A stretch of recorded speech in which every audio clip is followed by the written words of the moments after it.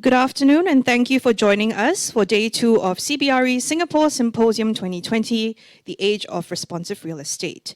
Our program will begin in a few minutes, so please stay tuned.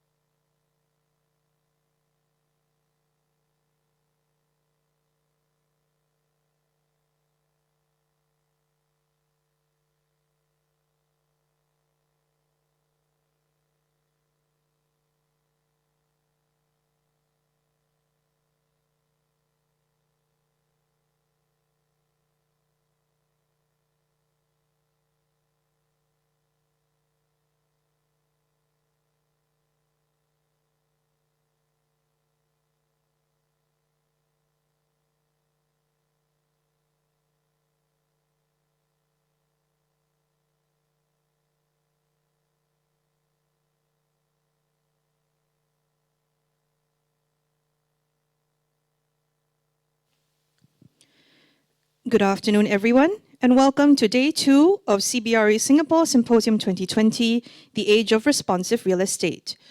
Our program will begin in a few minutes, so please stay tuned.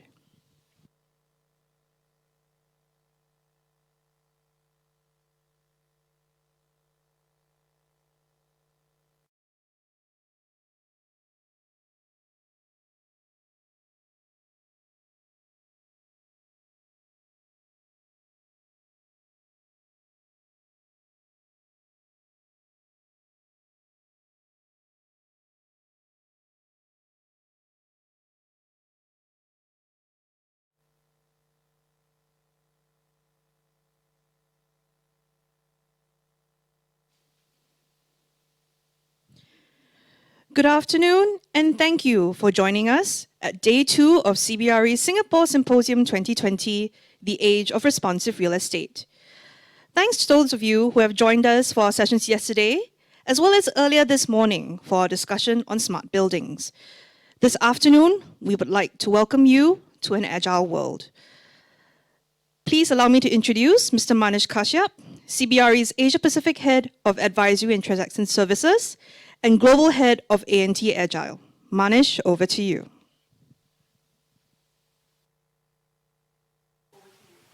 Thank you very much. I'm going to start by talking about the subject, an agile world, which we think is very, very topical given the circumstances that all of us have witnessed over the last few months. The first thing I'll start with is a quick introduction of the panelists.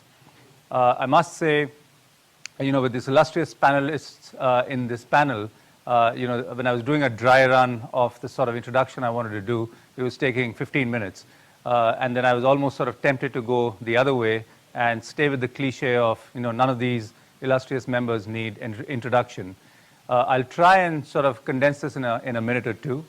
I'll start in no particular order, only because, I see them in that order on the screen. Irwin Chong, Head of Corporate Real Estate Strategy and Administration at DBS Bank. Of course, everyone knows DBS Bank. Irwin's been in the corporate real estate sector for over 20 years, and before DBS was with Citibank, and was the first person from a Singaporean company to be part of the board of Cornet, which is one of the leading organizations for corporate real estate professionals. Next on my screen is Tony Lombardo. Tony is the CEO for Lend-Lease here in Asia, and has been instrumental in some of the key developments that have come about in Asia, including Paya Lebar Quarter, which is now part of the Singapore landscape in terms of prominent buildings. Next on my sort of list is not on my list, on my right is Ji Hong from Capital Land. Again, Ji Hong is part of the executive committee for Capital Land, and has been is the Chief Corporate Strategy Officer for them. What is interesting about what Ji Hong does for Capital Land is that she is also responsible for looking at or helping them think through the new areas to invest in and the new platforms to invest in. And given this, agile sort of topic, I think it's good to have Ji Hong bring that perspective for us. Next, as I see them on my screen, is Seng Chee, who represents JustCo. JustCo is the true embodiment of a successful entrepreneurial story from Singapore. And Seng Chee brings a unique perspective for the group too, which is that apart from his involvement with real estate, he is in the HR function. And as we think about real estate and everything that we are trying to do with the office place, it's all about human capital. And I think Seng Chee brings a unique perspective there. And finally, last but definitely not the least, Alan Miyazaki. Again, I'll have to repeat myself by saying that Blackstone needs no introduction and Alan needs no introduction. But Alan has been instrumental in setting up Blackstone's platform across Asia Pacific, all the way in the east, in Japan and Australia, to the west in India. And what a portfolio they've built of real estate assets across this region. So with that, thank you all for taking the time to join us this afternoon. And before I sort of dive into the panel, I wanted to talk about two things. One is just the continuum of agility as to what we are hearing from our clients, and we'd love to have your perspective as we go forward.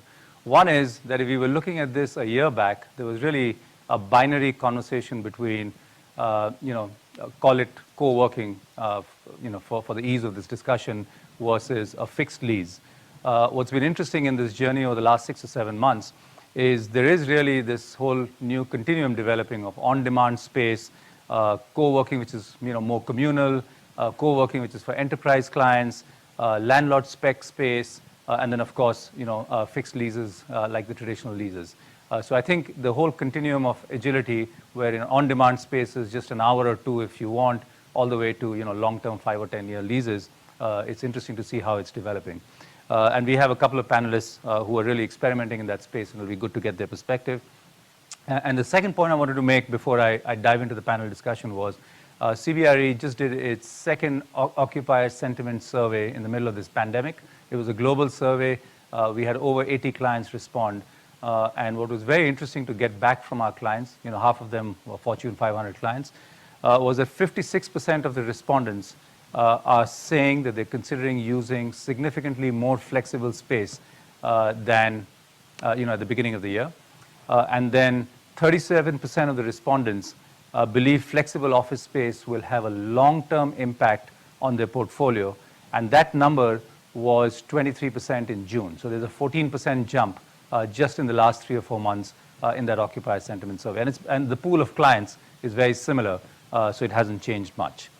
With that, I'm going to dive into the panel. And my first question for all of you is, once the pandemic is contained, whatever that looks like, what is the general consensus from this panel on what return to work will look like?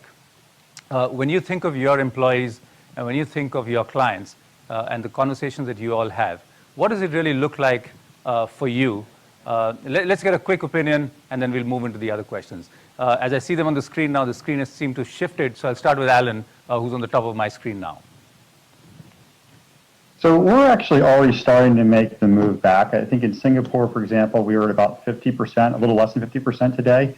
It tends to be more front office people, more your deal professionals and asset managers that come back, just because our belief is that a lot of us are more productive when we're together and when we're in the office. So I think we've already started that process. Thanks, Alan. Tony. For Lendlease, it depends on which country. So if I look at my team in China, I've got 100% of the team back there in China. If I look at Japan, Malaysia, they're probably running at about 50% now. My Singapore team's probably at about 15%, so we're last to come back in. But again, it really just depends on the market or country you're in, and the stage of where the pandemic's at is really dictating how people are using the office. Got it. Thanks, Tony. Seng Chee? Yeah, I think our observations are very consistent with what Alan and Tony have set out. In JustCo itself, we are at about 50% with people coming into the office. Of course, the operations staff always need to be here manning our centers. In our center usage, we are beginning to see pickup in people coming in to actually use the office. We are running at about, I would say, 30 to 40% on a daily basis of people using the office. Occupancies are continuing to go up. Thanks, Seng Chee. Irvin? Just a slight different perspective. Obviously, being a bank, we can't have everybody at home, so we were never at that number. So during the height of the pandemic, we were around about maybe at bare minimum, say about 10 to 12% in the office, mainly running operations and getting everything being, keeping the bank going. We are an essential service, so we had to have more people, and obviously that's not even across the board. More back office people were probably around than say the front office. But I think we are around the same, trailing about 40%. Different countries, different amounts. China as well, generally 100% in a way.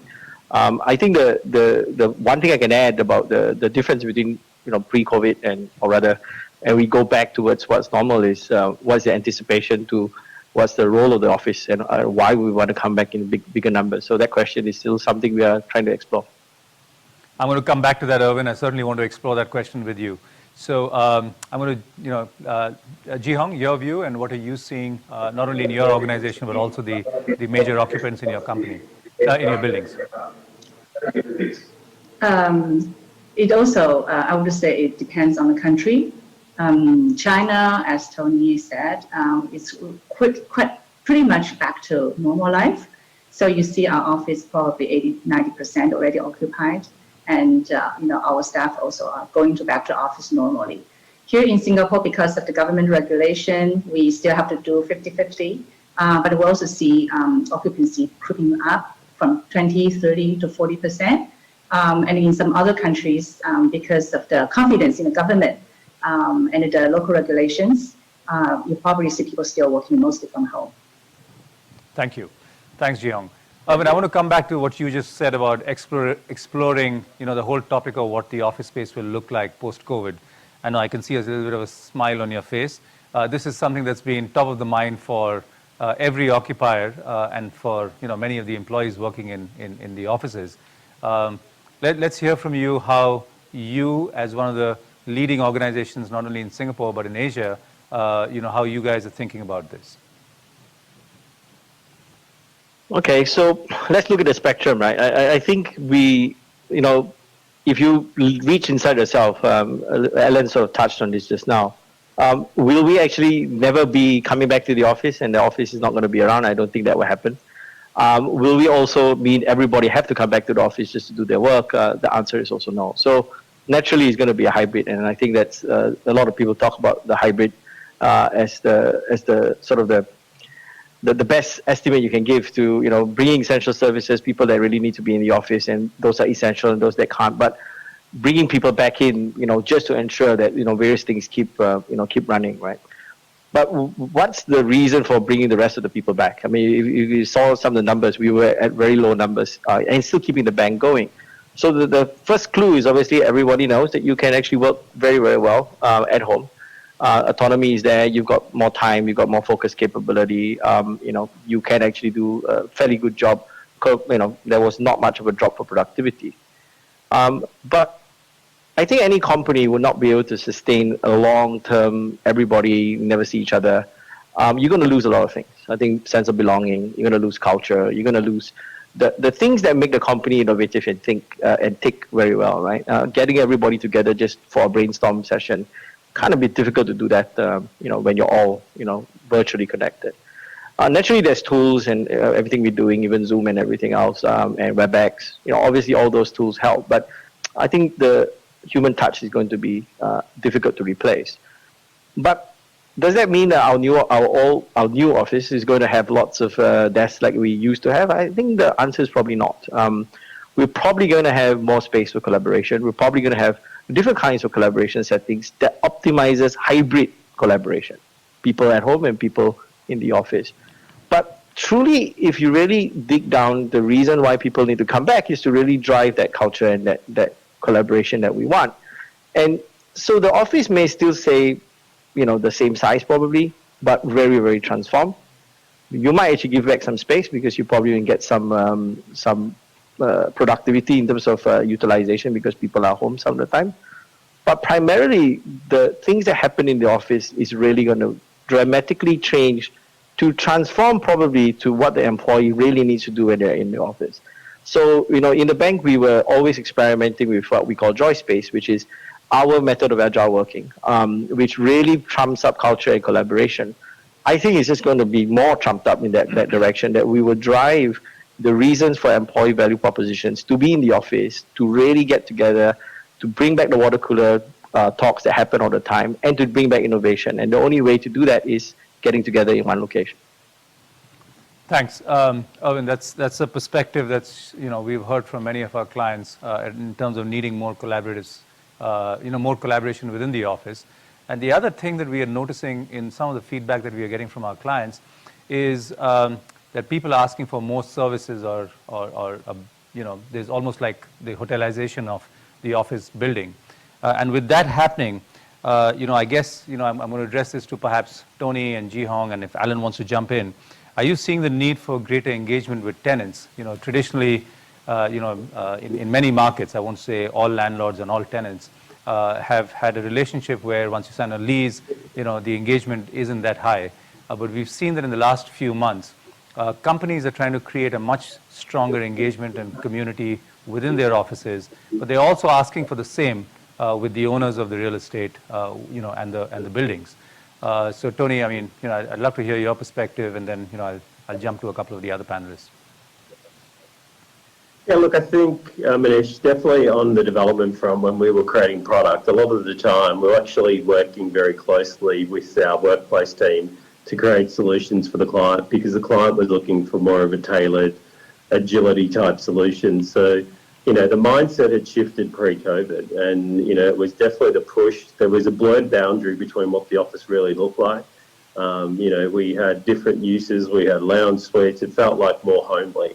And it was on purpose. You were trying to blend the mix of uses so it allowed people to collaborate in a different way. I think, COVID's probably put the accelerator on that change. And I do believe people are looking for more services and they want to do less themselves. So I think they're looking for the real estate experts to cater for some of the things that they don't have the time to invest in, and leave it to the experts to create that, but making sure it works for the culture. So exactly what Erwin said, you've got to understand the culture of your tenant to make sure you're setting that up accordingly. But I think the higher and higher services are going to be a requirement for us in the future for the office space. Right. So, Ji Hong, I'd love your perspective on this too, because you are obviously one of the largest owners of real estate, commercial real estate, not only in Singapore, but beyond Singapore too.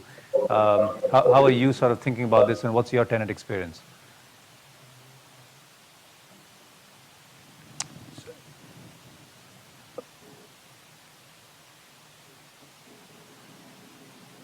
Hello, can you hear me? Yes, Ji Hong, we can hear you now. Okay. I think one of the major, elements we learned from this whole COVID is people want flexibility. People want to have the flexibility to work wherever they want. They wanted to have the flexibility to extend lease or contract lease. We even had people asking for, terminate lease, reduce lease. So learning from this flexibility, which I think is really enhanced by the technology, which is available now on the market, and it's getting better every day. So as a landlord, we need to think about how to engage our customers more and more actively. In a traditional sense, or just landlord, we just give people roof at the top, over the top, and you can come here, you can design your office whatever you want, right? Nowadays, especially through COVID, we see that companies are broken into smaller cells, broken into more flexible work arrangement. So they expect the landlord to provide them better services or common services, so that the company themselves do not have to pay for all the fixed costs upfront, or even extend the fixed costs that they do not need. And they would like the landlord to provide more those kind of common services for them. For example, coffee machines, really nice environment. But also really beyond just the four walls. We also see people require us to help them build community. We see that people coming to office, not only just for work at the desk, they wanted to associate with people they like. Otherwise, you just can't work from home. So we are trying to build our services beyond just the physical assets. We are trying to build with communities and build, we call them tribes, so that the people, like-minded people, can get together through more events, through more workshops, through more lunch talks, that they can get to know people beyond their own companies. I think that's our take to flexible workspace. Yeah. No, thanks, Ji-Hong. I think that's pretty consistent with what we are hearing from the large owners in real estate. In commercial real estate. I think this is a good segue into asking Alan. That given what he's hearing from the occupier world, and of course, Alan's organization has both an asset management hat and an investment hat. But I'm going to ask Alan this question from an investor hat. That is, as companies want more flexibility, they want more engagement, and the way offices are going to be used in the future look very different. As an astute investor in this space, is the investment thesis into office buildings going to look any different given the mix of products that are coming into play now? I think, as a landlord, we were always focused on trying to differentiate ourselves from other office buildings. At some level, office space can be commoditized, and you want to always differentiate yourself because then you'll have, higher occupancy and better tenant retention. So, some of these softer things, tenant engagement, doing things with our workforce, has always been something we've really focused on. If you look at some of our office parks in the UK and the US and India, we spend a lot of time on tenant engagement. Everything from, not just the tenants themselves, but a lot of their employees. So if you go to one of our office parks, we'd have, a battle of the bands, we'd have competitions, we'd have field days, we'd have a lot of different things going on, because one of the things we found was if the employees were happier in our office park, they would give positive feedback to their bosses who make corporate real estate decisions that they want to be in that office park, which made our office park stickier. So that was a differentiator for us. I think that going forward, though, what we're seeing, and Erwin, you can probably speak this better than I can, but even on the smaller scale here at Blackstone, if you ask us how many square meters we need in our office in 10 years, there's no way I'm going to get that right. And so what I think what's happened is, when you have 3, 5, 10-year leases, and you're trying to figure out where you're going to be in an economic cycle, how many employees you're going to have, where those employees are going to be, it's really, really difficult. And what it means is, especially for larger occupiers, unfortunately it means because it's so difficult, you're going to get it wrong. And it means that, of that 10-year cycle, 5 years you're trying to get more space because you're growing faster than you thought, and 5 years you're trying to shed space faster than you thought because you didn't grow as fast. And so you're never kind of just right. And so, that's a challenge. And I think what will happen is, if you look going forward, and I think we've seen this to some extent with service office space, all like JustCo and the WeWorks of the world, is there was more flexibility. So you're able to go and tailor make the exact amount of space that you needed at a time. And that's that's been helpful. Obviously, that is more expensive because you're not going and putting your credit on the line for 10 years. It trades at a different yield. But I think you're going to see a lot of corporate occupiers, maybe they have some of their space under a long-term lease, but over time they're going to have some portion of their space where they have some more flexibility, and they're probably going to end up paying more rent on a per square foot or a per square meter basis for that. But they're going to do that because the flexibility is worth it for them. Yeah. Alan, really good points that you make around how this landscape is going to evolve. And I had a follow-up question for Seng Chee on the basis of that. You've heard the occupier's voice, you've heard the voice of the owners and astute investors like Alan and Blackstone, and many of them actually. If you think about what Capital Land is doing in terms of investing in work project, or Tony's sort of experimenting with different models that will provide more flexibility to the tenants in those buildings, and so is Blackstone. They have an investment into a platform in the UK, and perhaps do more in that area too. So for an independent provider like you, Seng Chee, what does this mean in terms of an existential threat to your business model where owners of large portfolios are looking at doing or replicating something similar to what you have?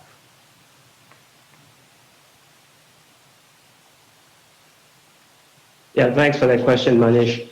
It's a great question. We don't see it as a threat. We see it as absolutely positive momentum that's driving the movement towards more flexible space.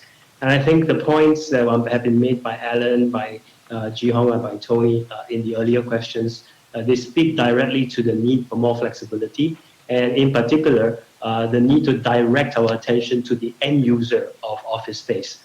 So we talk a lot about occupiers, we talk a lot about tenants, we talk a lot about developers, but we don't talk as often about the end users of the physical real estate, the individual workers who are coming into the office day in, day out. And Ji Hong spoke a bit about this in the sense of building a community of office workers. Who are you working with? Who are you collaborating with? Who are you mixing around with? And on the question of hotelization of buildings, each of these office workers is a consumer with a wallet. So why can't we be targeting each of these individual office workers as a consumer, as somebody who has spending power, in order to use that kind of information to improve the overall real estate yield? So I think the market is growing for flexible space. I think in Asia Pacific, we're probably at about 5%. I think there's a lot more potential, and I think it's wonderful to have big players like Blackstone and CapitaLand and Lendlease coming in to join us in this space. And we're optimistic that there's a lot more room to grow. Great. So the cake is going to be bigger and the slices available for everyone. Yeah. Irvin, I had a question for you. You and I have had an interesting discussion a couple of times around the interplay of investment into real estate and that being a choice versus technology. And I found that sort of quite interesting in the way companies might be thinking about whether they need that extra floor of real estate versus investing more into technology, being able to keep their employees working from remote locations or from home or other locations. I'd very much like, for the benefit of this panel and for the audience, to hear a little bit more about how you're thinking of that and what that network of spaces might look like in the future from an office standpoint. Sure, I think I'll blend both things and sort of also, respond to Alan's point, right, about, being unable to predict very well whether, space requirements are going to meet business requirements. It's really difficult, as he said. And most of the time with businesses, when I ask them, how many seats do you need, how many headcounts do you need the next 3 years, he looks at me and goes, well, I can't even predict tomorrow, right? So how do we actually really do this well? So I think the answer is in actually the technology question. So let's look at technology in two ways. So one area is basically, can we get smarter at how we understand who uses our space, how many people are in at any one point of time? And that's just going to get harder, as most of us will probably venture into some form of hybrid working or some kind of remote workforce in the future. Being able to really get good data, who's in, who's not, who's actually using what space, and then trend the lines we got to figure out using the data, both predictively or even reactively, to actually change and transform how many people go into the space, how many spaces do I need to build internally, and then the question is, can I actually push that upwards? Can we share that information to the rest of the landlord community? And if every tenant shares that information, in terms of how many people are in, just very basic information like that, will that make it much nimbler for everyone to be able to at least predict the rise of the demand for flexible spaces? So the whole idea is that if we start to launch into a smart nation, smart building kind of capability, and use data in the right way to really, if nothing else, just track utilization, we got half of the job. I think we get better at being able to predict, usage of space that we can all share across our industry, right? Then you go slightly to the right, obviously investing in the right technology to make it good for people to work from home, and to drive that right kind of connection. I think that the point about the technology, it exists and it works sometimes, it doesn't kind of work at times, but it's not so, to me, this question is not so much about what is the right virtual technology. Tomorrow's world, the problem is what's the right hybrid technology. Yeah. So for example, if everybody is virtual and nobody is in the office, it's great. But if some people are in the office, some people virtual, you have a lot of issues. Can't hear you, room, who's controlling the conversation. You get a lot of difference in terms of collaborating very effectively. So who's able to actually drive greater virtual tools that are able to exist in a very good way, hybrid, is going to really be able to change and transform that. So companies needing to spend more money on instrumentation, as I call them, and also driving greater tools might actually be able to get ahead of the game to sort of then use that to balance out their real estate. Great. No, thanks. I think this interplay around, this conversation that we've had, and then what you've just spoken about, Erwin, about technology versus real estate, is really gathering a lot of momentum in conversations, and it's getting the CTO and the real estate and HR and the C-suite all involved in a conversation that used to be primarily real estate even a year or two back. I'm going to switch gears and talk about what flexible office space or co-working office environments, what part of the portfolios they look like today, and what they will look like in the future if we are looking 3 or 5 years from now. So I'm going to move to the owners of real estate on the panel, and starting with you, Ji-Hong, whether it's some of the owned and invested brands that you have, or indeed attracting third-party players like JustCo, what percentage of your portfolio in cities like Singapore has flexible office space? What do you think they will be in the future? Currently we have a very small portion is flexible workspace. Everybody knows that we work in Funan Mall, and we work also sign a contract with 21 Collier VP. And we also have our in-house flexible workspace work projects, which is a joint venture between CapitaLand and work project team. And we also have our own in-house, 100% in-house owned flexible workspace, Bridge Plus, which was created by Ascended Seabridge several years ago. So currently there are a small portion, but our aim is really to expand them to all the office buildings we have. Whether it is third-party owned, whether it is our own operated workspace, because we really benefited a lot from having flexible workspace in a building. And this kind of space really activate the whole building. We provide flexibilities for our tenants on premise. If they need more space, they can always come to our flexible workspace. For example, our Bridge Plus in Ascend, which is an office building in Science Park. People will say quite remote. We have Johnson & Johnson, we have Shopee, we have Dyson. They all use our Bridge Plus as a transition if they needed to expand or they have more demand. We also use this kind of flexible space to really bring the whole community of our work office environment together. We build a lot of community activities so that the people do not feel that they're strangers in an office building. So we are also trying to expand our flexible space more into the shopping malls. We started with Funan Mall in China. We actually also are planning more flexible workspace in our shopping malls as well. And you see that the hotels, Ascott also announced that we also start to offer office in our hotels as well. So I think in the future, really flexible workspace will be our permanent feature in our portfolio. How big it will be depends on the customers. DBS said, you don't know how people will work in 5 years' time. We don't even know how people will work in 2 years' time. So we remain flexible and provide, the best products at the time what the customer would need.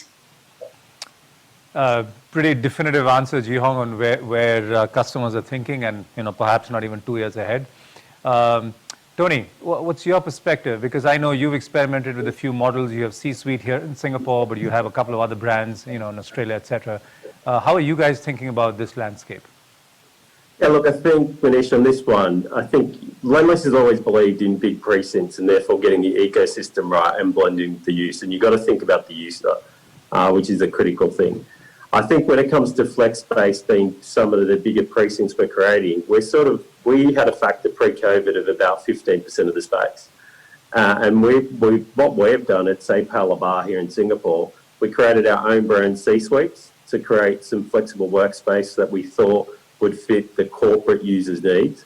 And we also brought in spaces to fit what we felt was the user being the startup type user or a startup business who needed that type of space. So we wanted to cater for all aspects of the ecosystem. So as they graduate, they've got avenues to move up the real estate chain. So for me, it goes back to, that point. You've got to have that flexibility and think about the users of your precinct and make sure you're creating an environment for all of them to coexist together. Now that we are seeing what's happened with COVID, I think the big thing for me is pre-COVID, we focused on agility for the corporate space. And agility was trying to get people to share the space. Our studies showed that most corporate users only ever use 50% occupancy. And we're trying to help corporate users move to 80% occupancy. But that became about sharing and creating that environment that you didn't need to own your own desk. You needed to share desks and create that environment. So I think that still applies. And I think, the corporate users will maybe pare back that space a bit, really just purposely think through what they need today.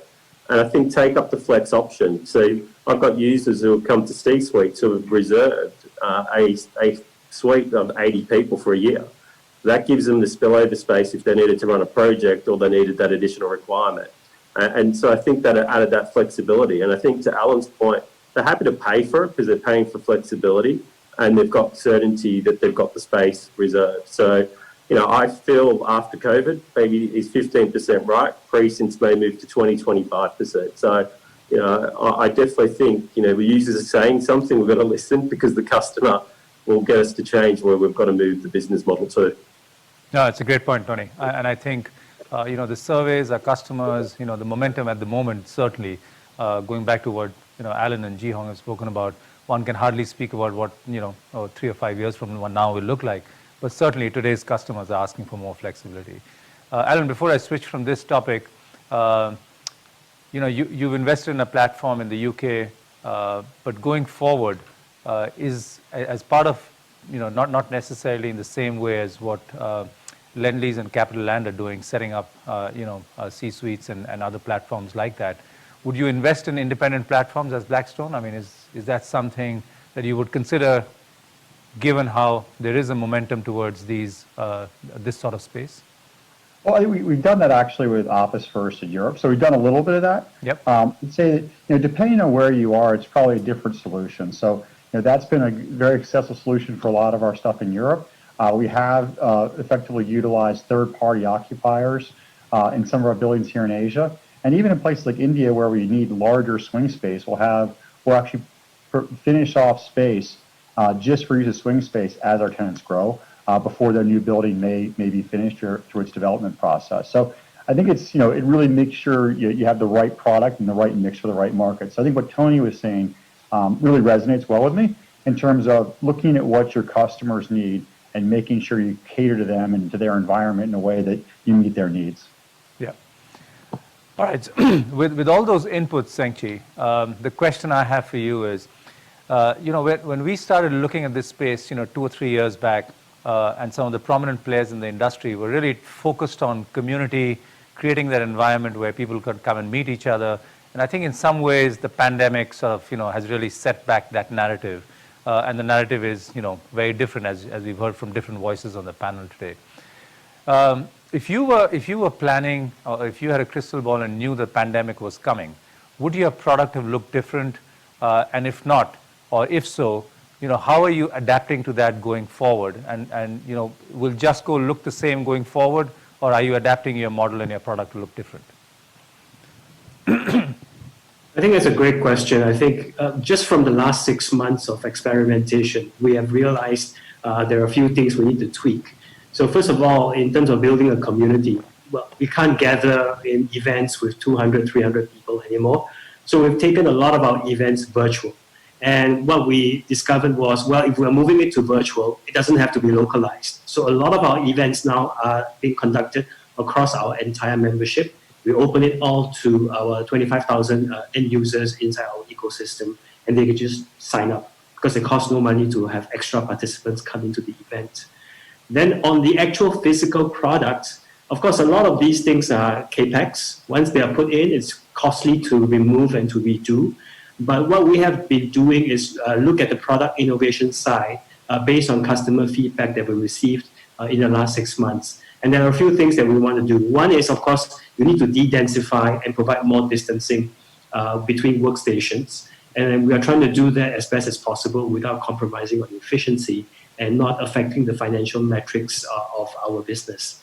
And then the second one will be to de-densify the common areas like pantries and reception lobbies. Whereas in the past, for a very big center, we might have one huge pantry, which can also double up as a reception area. We might now spread the pantry across 3 or more floors if we have multi-level center, so that you have less congestion around those areas. And that helps to give people the assurance that the risk of contamination is being lowered. The second innovation or the second objective they're trying to pursue is to grow even more, to build scale, because that is what we are noticing from our customer requirements.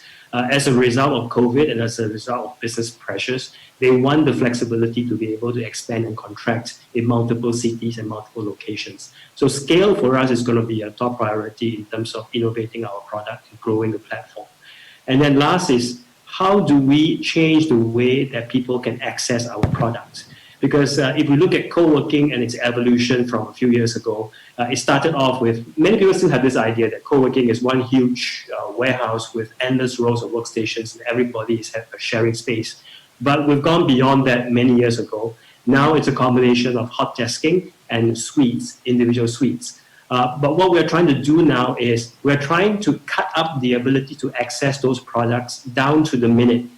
We're using a space as a service model and giving our clients the ability not to have fixed subscriptions, but maybe to just buy a floating membership where they can access by the minute, depending on where they are at, depending on what kind of work they want to do.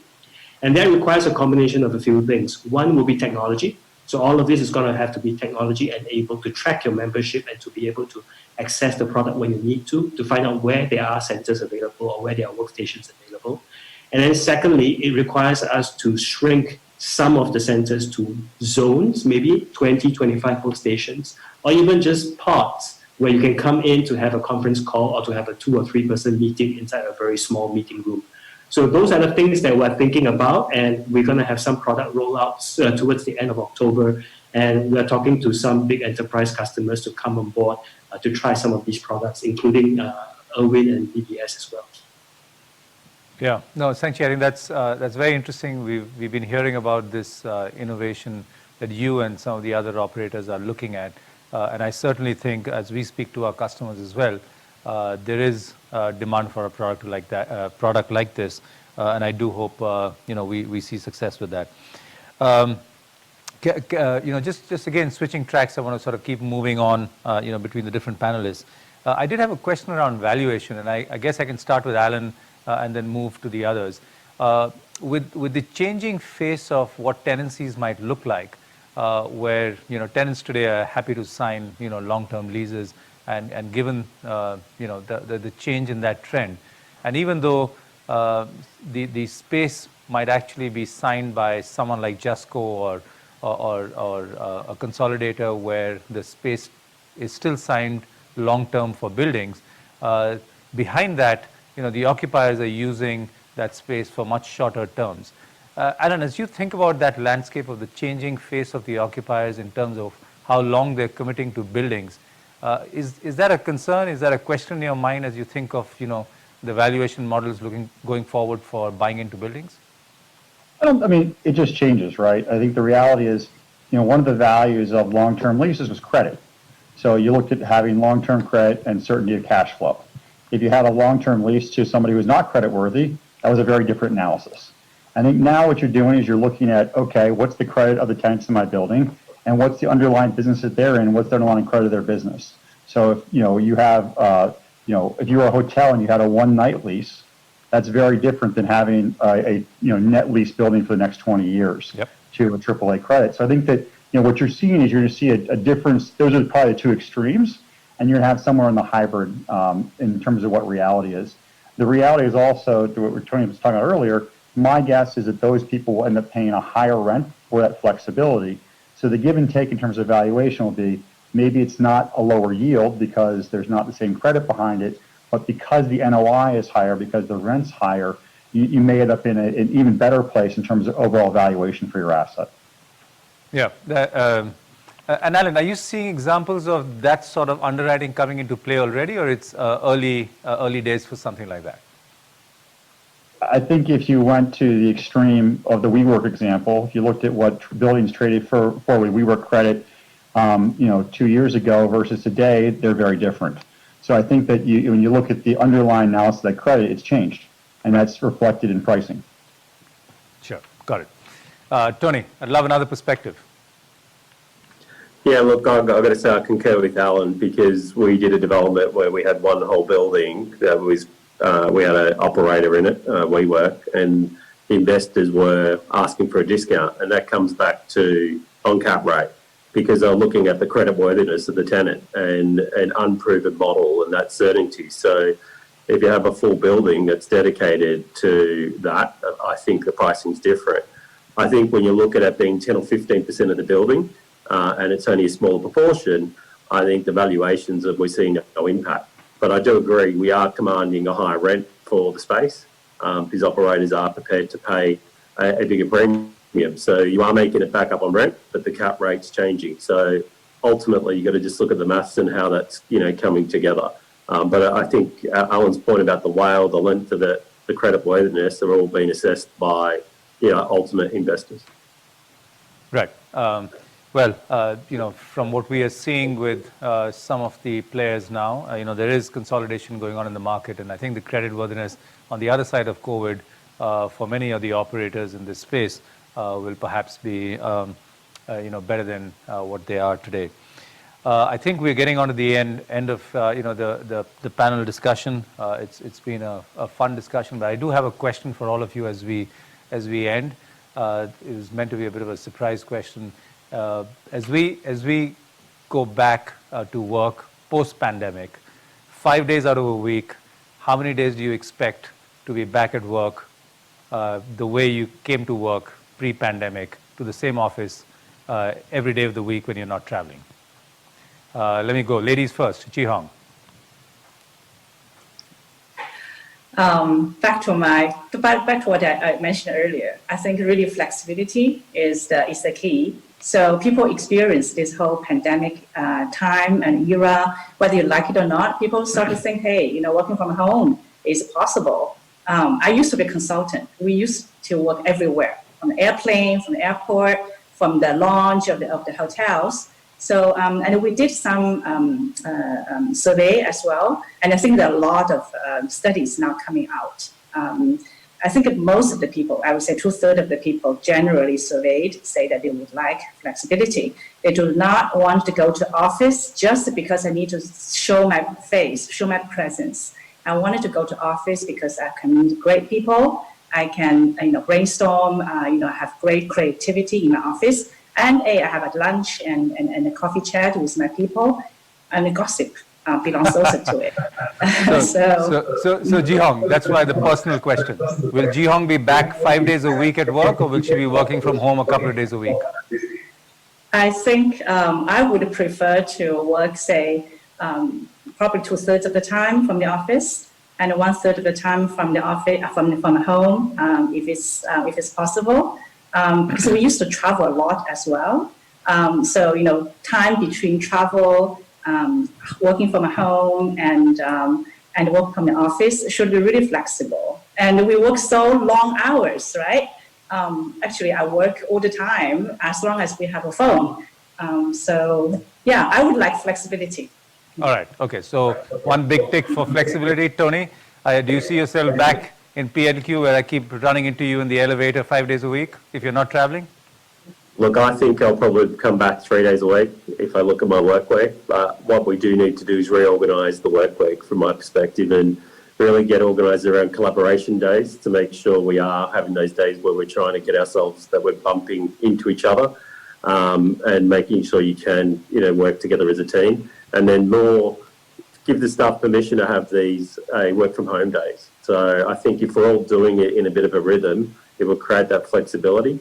But I do think the one thing we have to invest heavily is on technology. I am worried of having staff at home versus the office and not getting the same experience, because it all works when we're online together. If we're sort of in meeting rooms and part online, I think that experience may deteriorate. But 3 days for me. All right, 3 days for you. I'm going to go to Alan because I think he might have a counter view. So I just want to spice this up and see what Alan's point of view is. Well, I'll be in the office every day, I can be. The reality is I travel all the time, so that's probably my bigger issue. But I think, at least for our organization, we found that our people are less productive when they're not in the office. I think that, quite frankly, and I think that the big tech companies figured this out first. The reason why Google gave people lunch and breakfast and dinner and all the amenities was because they found out that if people were all in the office more and spent more time there, they were more innovative. They ran to people more often. They figured something out. They went to the pantry. They went to the water cooler. They chatted. No innovation ever happened on a Zoom call. It happens before or after the meeting when you're chatting or you're walking down the hallway. So I think those chance interactions are where creativity comes about, and that can't happen when you're home. The one thing I'd also say, it's a little bit of an outlier, and this goes back to some of the tech companies. When during the pandemic, when some of the big Silicon Valley tech companies were making commentary that they were going to allow people to work from home for longer, we were getting inquiries in India about office space. That's right. So the one thing I would point out to people, and I tell all of our employees and say, like, hey, tell all your friends that just got out of university, because the reality is if your job can be 100% done from home, guess what? Your job can be done from Bangalore for 1/8 the cost. So be careful what you wish for. Well said, Alan. I think there was a very interesting article on that subject in the New York Times yesterday about how some of the tech companies are making a big play for New York real estate. So while there's a lot of conversation about not bringing people back to work, Amazon, Google, etc., they're all sort of ramping up in New York. Irvin, would love to hear your point of view. How many days of work is Irvin Chong coming back to work? Not DVS, just you. Well, the funny thing is, I was in the office every single day, even circuit breaker. So there you go. I have never had never come to work a day, and I think probably the whole last 8 months I probably work a week at home, more because I wanted to take a break of working in the office. So strangely enough, I'm actually kind of looking forward to a hybrid of 3 days. So I'll probably have 2 days which are going to be fixed any day of the week. As Ellen and Tony was talking about, just make sure that you time all this or you rhythmize this so that you meet your teams and all that kind of stuff. And one day I might actually just do whatever I want. Could be a Tuesday, could be a Friday this week, could be anything, because of that one serendipitous moment that you never know who you're going to meet when you come in, when you don't do it according to sequence. So I think that would be a good way. So 2 days fix, and then 1 day sort of flirt and figure out what I want, but try not to come here on a Saturday if I can. All right, that was Irvin's point of view. And to bring it home, Seng Chee, given that you work with JustCo, which is really talking about flexibility, agility, giving choices to people, etc., what is your personal goal in terms of coming back to work? If I had a choice, I'll be here 7 days out of the 5 because we love our product and we love our co-working centers. But jokes aside, I'm here every day because I think the physical interaction is very important for a growing company as we're trying to build a team. So in our office context, because a lot of people are very young and very inexperienced, we find that direct supervision, physical presence, meetings, those are very, very critical. And I think just looking across for offices generally, I agree with all of the participants that we need to give people more control and more options about how they want to work and where they want to work. So I think the big question is, can you have all the effective solutions available to all of the workers? Then they can choose 2 days a week, 3 days a week, always remote working. They can choose whatever works for each of the individuals and each of the teams. Excellent, Seng Chee, thank you. With that, I'd like to conclude today's session. Thank you so much. It's been a privilege to get all of you together. I'm hoping I'll continue this conversation with all of you, not over technology, but in person. I'm going to try and get us together for drinks at some point to ensure that this robust conversation carries on. But thank you, everyone, for coming together this afternoon.